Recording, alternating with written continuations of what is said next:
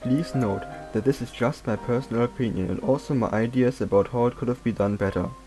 Feel free to review my standpoint, but don't insult etc because our opinions might differ. Today we shall focus on two dinosaurs from the Jurassic World movies, the Tyrannosaurus Rex, better known as Rexy, and the Mosasaurus, also known under the name Lily. Both dinosaurs appear in Jurassic World and Jurassic World Fallen Kingdom. Especially Lily attracts the audience's attention during her feeding show, while Rexy grants moments of nostalgia when giving her roar. Let's start with the Tyrannosaurus Rex. The T-Rex, a female, has her first appearance in Jurassic Park during the Isla Nublar incident in 1993, where she broke out of her paddock after Dennis Nedry had shut down most of the park security using a computer virus. You didn't say the magic word. Please! God damn it! Hate this hacker crap! She attacked the protagonists and killed Donna Gennaro, a Gallimimus and several velociraptors. At the end of the movie she gave her iconic roar, a roar that literally became head of the franchise. Although several Tyrannosaurs appeared in Jurassic Park 2 and 3, Rexy's next appearance was in Jurassic World, the fourth movie of the franchise, released in 2015. The T-Rex had been captured by an InGen team led by Vic Hoskins and was planned to become the park's main attraction once it would open in 2004. Well, the rest is basically the plot of Jurassic World. After the Indominus Rex broke out, rampaged through the park, killed Delta and Echo and knocked Blue out on the main street, Rexy joined the fight after Claire Dearing had ordered Laurie Crothers to flee her. The Tyrannosaurus and the hybrid began a life or death struggle in which the Indominus overpowered her opponent, pushing her to the ground. Blue intervened just in time, thus saving Rexy's life. The Indominus Rex was pulled into a watery grave by the Mosasaurus jumping out of her lagoon. The ending scene showed Rexy standing on top of the park's control center, roaring.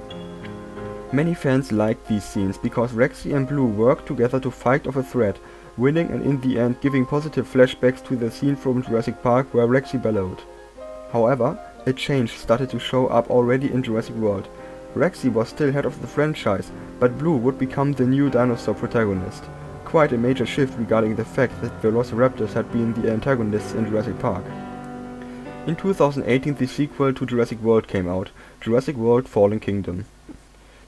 In this movie it became clear quite early that Blue was the most important dinosaur. Owen Grady tries to get her off Isla Nublar as Mount Sibo is about to erupt. Blue's blood is needed to improve the Indoraptor's genome. Blue fights the Indoraptor and is seen in one of the final scenes. But nevertheless, Rexy also has some screen time. Right during the beginning of the movie she attacks the mercenaries that are sent to Isla Nublar to get a bone fragment from the Indominus Rex. Later, during the eruption of the volcano, she inadvertently saves Claire Dearing, Owen Grady and Franklin Webb by killing and attacking Carnotaurus. In an attempt to save Blue's life as she is heavily wounded, Claire and Owen manage to gather blood from Rexy as she sleeps in a cage while being transported off Nublar. Besides eating a goat, Rexy's final moments are finishing off Ellie Mills, crushing the Indominus bone fragment and roaring at an African lion in a zoo. To put it shortly, my main criticism is about her appearance in Fallen Kingdom, as I'm mostly fine with her role in Jurassic World from 2015.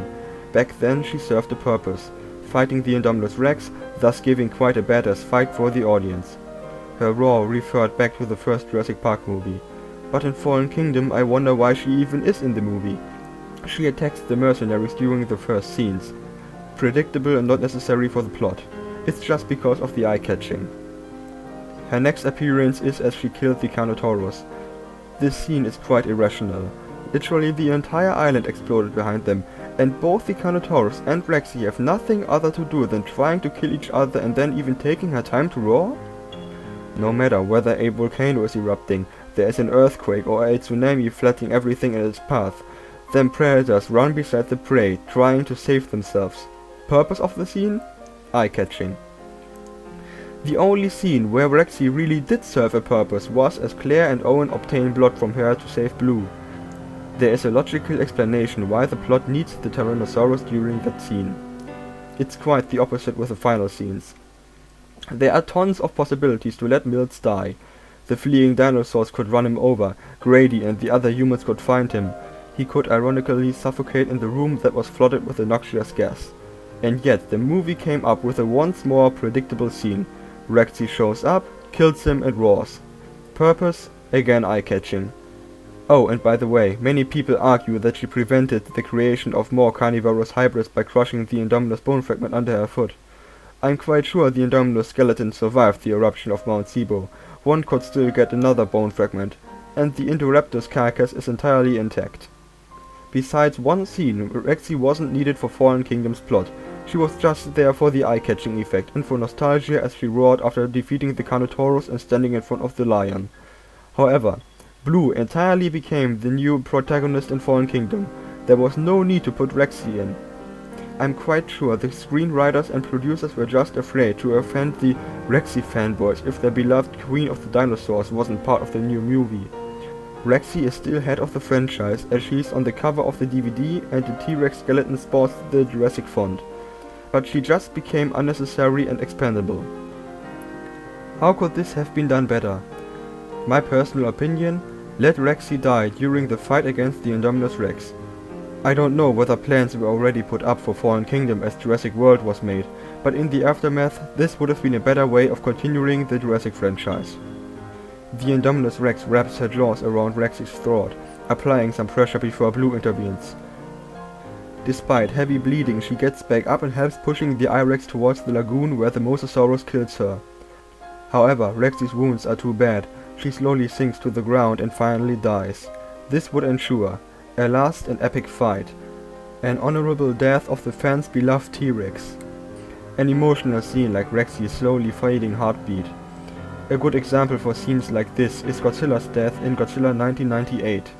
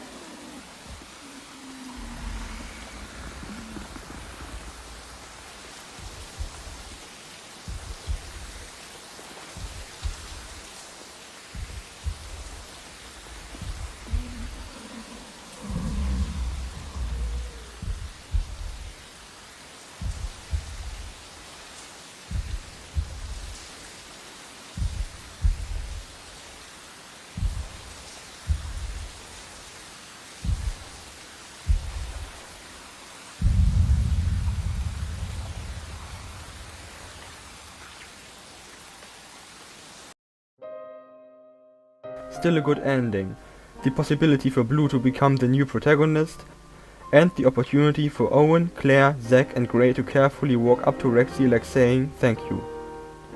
I believe it's better to say goodbye to something old and bring in something new, something refreshing instead of sticking with the old forever and thus filling the plot with foreseeable and unnecessary scenes.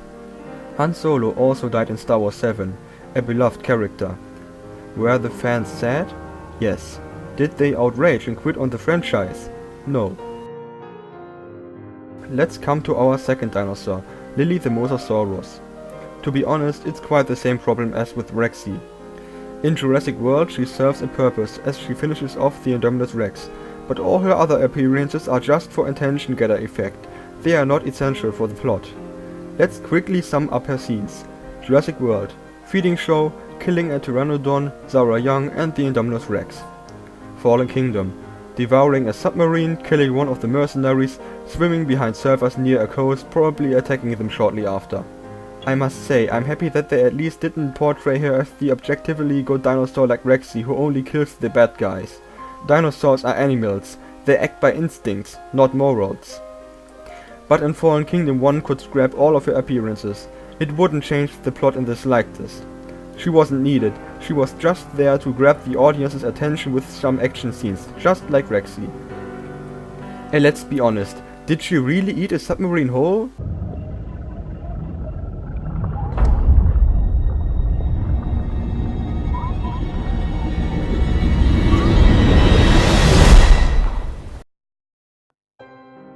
Really?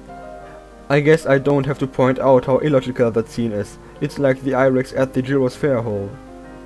Just because you can open your jaws wide, that doesn't mean you can actually swallow and digest everything. The Mosasaurus basically is the waterborne copy of Rexy to please the public with kills on background actors. Otherwise, there is no deeper purpose for her being in the movie. My suggestion? Leave her out. It's that simple. I know that many people like Rexy because she's the last T-Rex. She's the head of the franchise. She already was part of the first Jurassic Park and she is just classic. But nevertheless, Jurassic World needs something new. Jurassic World got with the bond between Blue and Owen something new. Now give the old, Rexy and the Mosasaurus a deeper purpose or leave them out.